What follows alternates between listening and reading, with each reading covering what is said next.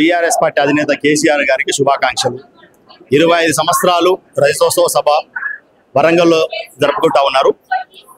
ఈ సభకు మేము ఒకటే, ఈ రాష్ట్రంలో ఉన్నటువంటి బీసీ సంఘాలుగా మేము ఒకటే డిమాండ్ చేస్తా ఉన్నాం. 25 సంవత్సరాలుగా ఒక పార్టీకి అధ్యక్షుడిగా నువ్వు ఒక్కరవే ఉంటావా? నీ పార్టీలో బీసీల సభ్యత్వాలు ఎన్ని ఉన్నాయి? బీసీలను ఓన్లీ జెండాలు మోసేటువంటి కార్యకర్తలుగా మాత్రమే పరిగణిస్తావా, చూస్తావా? ఒకనాడు కూడా అధ్యక్ష పదవి ఇవ్వవు, ఓ డిప్యూటీ సీఎం ఇవ్వవు, మంత్రుల్లో 50% రిజర్వేషన్ల కోటా ఉండదు. ఉన్నటువంటి రిజర్వేషన్ ఎత్తేసినటువంటి ఘనత కేసీఆర్ గారు. కాబట్టి ఈ రజతోత్సవ సభలోనైనా వీటన్నిటినీ అయ్యో నీ చేయలేదు బీసీలకు అని చెప్పి ఆ సభలో బీసీలకు క్షమాపణ చెప్పి బీసీలకు రాష్ట్రాధ్యక్ష పదవి అప్పగించాలని చెప్పి కూడా మేము కేసీఆర్ గారిని డిమాండ్ చేస్తాం. ప్రధానంగా 3 పార్టీలు బీసీల గురించి లేవనెత్తుతున్నాయి కదా, మాట్లాడుతున్నారు. ఇక్కడ కాంగ్రెస్ పార్టీ బీసీలకు అధ్యక్ష పదవి ఇచ్చిన చెప్తుంది. ఎన్నికల ముందు బీజేపీ బీసీ అభ్యర్థి ముఖ్యమంత్రి అని చెప్పింది, బీసీకి ఇప్పుడు అధ్యక్ష పదవి అంటుంది. మరి బీఆర్ఎస్ ఏం చేసినట్టు బీఆర్ఎస్ పార్టీ ఎందుకంటే అధికారంలో ఉన్నప్పుడు ఒకలాగా, అధికారం పోయిన తర్వాత ఒకలాగా. వాళ్ళు అధికారంలో ఉన్నప్పుడు బీసీ లేదు, ఎవరు లేదు, ఎస్సీ ఎస్టీ బీసీ మైనార్టీ ఏ వర్గాన్ని పట్టించుకునే పార్టీ బీఆర్ఎస్ పార్టీ. ఎందుకంటే స్పష్టంగా అధికారం పోయిన తర్వాత కళ్ళు తెరిచిర్రు. అధికారం మొదలు ఇప్పుడు ప్రతిపక్ష పార్టీలో ఉన్నారు కాబట్టి అధికారం ఉన్న కాంగ్రెస్ పార్టీ ఈరోజు కొంత గొప్ప బీసీల గురించి మాట్లాడుతున్నది. వాళ్ళ గురించి మేము బీసీ సంఘాలుగా పోరాటం చేస్తే కాంగ్రెస్ పార్టీ తలొగ్గి అయ్యో బీసీలకి ఈ సమస్యలు ఉన్నాయని చెప్పి మొన్న కులగణన చేశారు. ఈ కులగణన చేసిన తర్వాత రాష్ట్రంలో ప్రతిపక్ష పార్టీ బీఆర్ఎస్ పార్టీ ఓర్వలేని తనంతోన కవిత ద్వారా బీసీ మూవ్మెంట్ తీసుకుపోదాం అని చెప్పి మళ్ళీ కవిత ద్వారా డ్రామాలు మొదలుపెట్టారు. ఈ రాష్ట్రంలో బీసీ సంఘాలు పటిష్టమైన నిర్మాణంతో ఉన్నాయి. అనేకమైనటువంటి బీసీ సంఘాలు పోరాటం వలన ఈ తెలంగాణ రాష్ట్రంలో బీసీ కులగణన జరిగింది. మరి అసెంబ్లీలో ఆమోదం పొందింది, కేంద్రానికి పంపించారు. కాబట్టి మేము ఈరోజు బీఆర్ఎస్ పార్టీ దాన్ని చెడగొట్టవద్దు అని చెప్పి మేము విజ్ఞప్తి చేస్తా ఉన్నాం. మీరు చేసేటువంటి కార్యక్రమాలు అంటే చేసుకోండి, కానీ బీసీలను బిచ్చగాలుగా చేసి బీసీలను ఓన్లీ జెండాలు మోసే కార్యకర్తలుగా బానిసలుగా తయారు చేయొద్దని చెప్పి మేము విజ్ఞప్తి చేస్తా ఉన్నాం.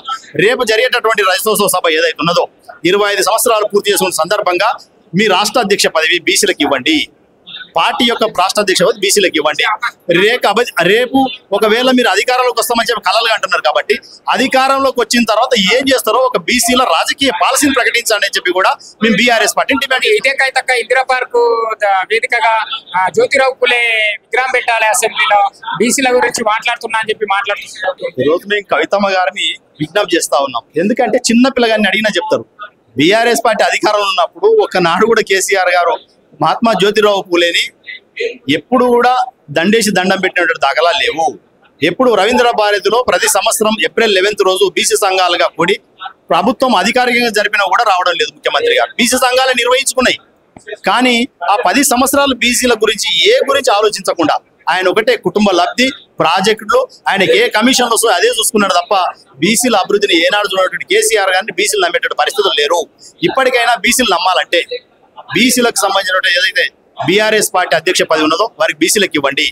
రేపు అధికారంలోకి వస్తే మీరు ఏం చేయగలుగుతారో ఒక బీసీల రాజకీయ పాలసీని ప్రకటించండి. కాబట్టి మేమేమడుగుతున్నాం, మీకు ఇప్పుడున్నటువంటి అధికారం లేరు కదా, మీకు పార్టీ పదవులు ఉన్నాయి కదా, పార్టీ పదవులో 50% బీసీలకు ఇవ్వండి, మేము నమ్ముతాం. కానీ పార్టీ పదవిలో బీసీలకు కూడా వర్కింగ్ ప్రెసిడెంట్ నీ కొడుకు, ఎమ్మెల్సీ నీ కూతురు, నువ్వు ఎమ్మెల్యే, మాజీ ముఖ్యమంత్రి ఎమ్మెల్యే, నీ అల్లుడు ఎమ్మెల్యే, మొత్తం పదవులన్నీ మీ దగ్గర పెట్టి పార్టీ పదవులు కూడా వికేంద్రీకరణ చేయకుండా ఒకే దగ్గర పదవులన్నీ పెట్టుకొని ముఖ్యమంత్రి గారు నియంతృత్వంగా కేసీఆర్ గారు నియంతృత్వం చేసి అధికారం ఉన్నప్పుడు నియంతృత్వం పాటించాడు. ప్లస్ ఇప్పుడు కూడా ఫామ్ హౌస్ లోకి వెళ్ళి బయటికి రాకుండా ఇప్పుడు కూడా పార్టీ మీద నియంత్రణ పెట్టుకుంటూ నియంతృత్వంగా చేస్తే నీ పార్టీలో బీసీలు ఏ విధంగా ఉంటారని చెప్పి మేము కేసీఆర్ గారిని డిమాండ్ చేస్తా ఉన్నాం. కాబట్టి ఇప్పటికైనా మీరు రజతోత్సవ సభ పెట్టారు, మా వాళ్ళని రావాలి, బీసీలు ఎస్సీలు ఎస్టీలు ఓసీలు అందరు రావాలని చెప్పి మీరు డిమాండ్ చేస్తా ఉన్నారు. వస్తారు, కానీ వస్తే వాళ్ళకి ఏంటి? ఈరోజు నువ్వు కేసీఆర్ పోతున్నావు, విమానంలో పోతున్నావు, అక్కడ కూర్చుంటావు, మళ్ళీ ఏసీలో కూర్చొని మళ్ళీ విమానం తిరిగి వస్తున్నావు. కానీ వీళ్ళు ఒక రోజు ముందే బయలుదేరి అక్కడ ఎండలో కూర్చొని ఎండలు ఏ విధంగా కొడుతున్నాయి, 54-55% ఉష్ణోగ్రతల్లో పబ్లిక్ అంతా పోయి అక్కడ కూర్చొని పిట్టల్లా రాలిపోయేట పరిస్థితి వస్తే దానికి బాధ్యత ఎవరు వహిస్తారని చెప్పి మేము బీఆర్ఎస్ పార్టీ అధినేత సూటిగా ప్రశ్నిస్తాం. తెలంగాణ ఏర్పడితే తొలి ముఖ్యమంత్రి దళితుడు అని చెప్పి దళితుడిని మోసం చేసింది. ఇక 10 ఏళ్ళ అధికారంలో కాసి దళితులకు దళిత బంధించినాం, బీసీలకు బీసీ బంధించామని గొప్పలు చెప్పుకుంటున్నాం. బీఆర్ఎస్ పార్టీ అధికారంలో ఉన్నట్టు 10 సంవత్సరాలు మేము పోరాటం చేశాం.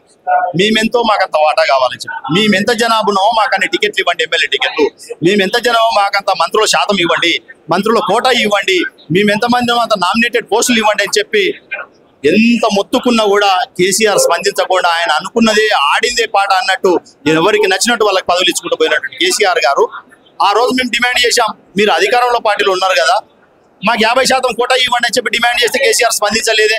కాబట్టి కేసీఆర్ అని నమ్మేటటువంటి పరిస్థితులు లేరు. ఈరోజు బీఆర్ఎస్ పార్టీని అన్ని కులాలు, ఏ కులాలు కూడా ఆదరించేటువంటి పరిస్థితి లేదు బీఆర్ఎస్ పార్టీని. కాబట్టి కేసీఆర్ మేము డిమాండ్ చేస్తాము, ఇప్పటికైనా ప్రతిపక్షంలో ఉన్నారు కాబట్టి ప్రతిపక్ష పార్టీగా బీసీలు, ఎస్సీలు, ఎస్టీలు, మైనార్టీలు, అగ్రకులాలు ఉన్నట్టు పేదల కోసం మీ పార్టీ ముందుండి పోరాటం చేయండి.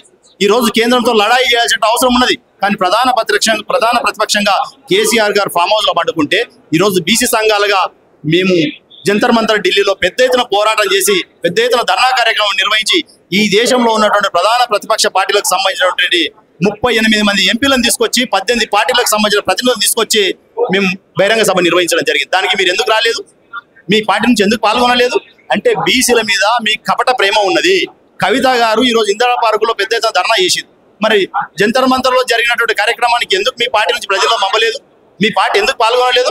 మిమ్మల్ని ఏ విధంగా బీసీలు నమ్ముతారని చెప్పి కూడా మీ బీఆర్ఎస్ పార్టీ ప్రశ్నిస్తుంది. జనాభా పరంగా అత్యధికంగా ఉన్న బీసీలు ఎవరికి మద్దతు ఇచ్చే వాళ్ళ ప్రభుత్వం ఏర్పడే అవకాశం ఉంది. మరి ఈ రోజు బీసీలకు 10 ఏళ్లలో బీఆర్ఎస్ ఏం చేసి చివరిగా ఏం కోరుకుంటూ జనాభాలో అత్యధిక శాతం ఉన్నటువంటి వాళ్ళు బీసీలు.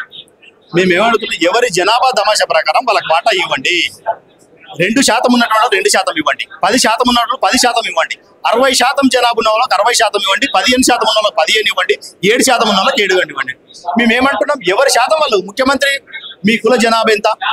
1.12% ఉంటుంది. కానీ మీ దాంట్లో 7 మంది ఎమ్మెల్యేలు ఉంటారు, ఒక ముఖ్యమంత్రి ఉంటారు, ఎమ్మెల్సీలు ఉంటారు. మరి 60% జనాభా ఉన్నటువంటి వాళ్ళకు 2 మంత్రులు 3 మంత్రులు ఇచ్చాము. ఇది ఎక్కడ సమంజసం? ఇది ప్రజాస్వామ్యంలో ఎంతో కొంతైనా ఆహ్వానించదగ్గ విషయమేనా అని చెప్పి మేము మాజీ ముఖ్యమంత్రి కేసీఆర్ గారిని డిమాండ్ చేస్తా ఉన్నాం. కాబట్టి ఇప్పటికైనా మీరు చేసిన తప్పేదో చేసిరు, ఇప్పటికైనా క్షమాపణ చెప్పండి. ఈ జనాభాలో అత్యధిక జనాభా ఉన్నటువంటి బీసీలకు మీకు క్షమాపణ చెప్పి బీసీల గురించి పోరాటం చేసేటప్పుడు ముందుండాలని చెప్పి కూడా మేము డిమాండ్ చేస్తాం. బీసీల పట్ల ప్రధానంగా ఏ పార్టీ అయినా కానీ బీసీల పట్ల చిత్తశుద్ధి ఉంది అని అనుకోవచ్చా, లేకపోతే బీసీలందరూ ఈ మధ్యలో ఏకమైతుండ్రు, చైతన్యమైతున్నా అని చెప్పి ఈ 3 పార్టీలు బీసీల గురించి మాట్లాడాల్సి వస్తుందా? ఎట్లా చెప్తారు? తెలంగాణ రాష్ట్రంలో పోరాటాల గడ్డ, విప్లవాలకు నిలువెత్తు గడ్డ ఇది. కాబట్టి ఎక్కడ అన్యాయం జరుగుతుందో ఆ అన్యాయాలకు తట్టుకొని అన్యాయాలకు ఎదురొట్టి నిలబడేటట్టు గడ్డ తెలంగాణ గడ్డ. కాబట్టి ఈ జాతులకు అన్యాయం జరుగుతుందని చెప్పి ఈ బీసీలందరూ కూడా మేల్కొన్నారు. బీసీ సంఘాలుగా వేరు కుంపటలు పెట్టుకున్న వీళ్ళందరూ కూడా ఒకే డిమాండ్ మీద ఏకతాటిపైకి వచ్చేటటువంటి చైతన్యం వచ్చింది బీసీ సంఘాల్లో. కాబట్టి ఈ రోజు బీసీ సంఘాలన్నీ కూడా తెలంగాణ రాష్ట్రంలో ముక్త కంఠంతో మేము కులగన్న కావాలని చెప్పి ప్రభుత్వం మీద పోరాటం చేస్తే వెంబడే ప్రభుత్వం దిగి వచ్చింది. కానీ బీఆర్ఎస్ ఉన్నప్పుడు ఆ పరిస్థితి లేకుండే, ఎంత పోరాటం చేసినా ఆయన అనుకున్నది చేసేది. కాబట్టి కాంగ్రెస్ పార్టీ బీసీలకు ఎంతో కొంత తలొక్కి బీసీల కులగన్న చేసింది, అసెంబ్లీలో చట్టం చేసింది. కాబట్టి బీసీలు కొంతమంది కాంగ్రెస్ పార్టీని ఎంతో కొంత ఆదరిస్తున్నారు. కాబట్టి అధికారంలో ఉన్న పార్టీ కాబట్టి చేయించుకునే బాధ్యత బీసీ సంఘాల మీద ఉంటుంది. ఎందుకంటే పబ్లిక్ కావాల్సింది పనులు, హక్కులను రాబట్టుకోవాలి. కాబట్టి ఈరోజు కాంగ్రెస్ పార్టీ బీసీల గురించి ఎంతో కొంత మేలు చేస్తుంది. కాబట్టి దాని ప్రకారం బీసీ సంఘాలు కూడా మేల్కొంటున్నాయి. ఇదే సందర్భంలో ప్రధాన ప్రతిపక్షం ఏదైతే ఉన్నదో బీఆర్ఎస్ పార్టీ, బీజేపీ పార్టీ కలిసి రావాలని చెప్పి కూడా మేము డిమాండ్ చేస్తాం.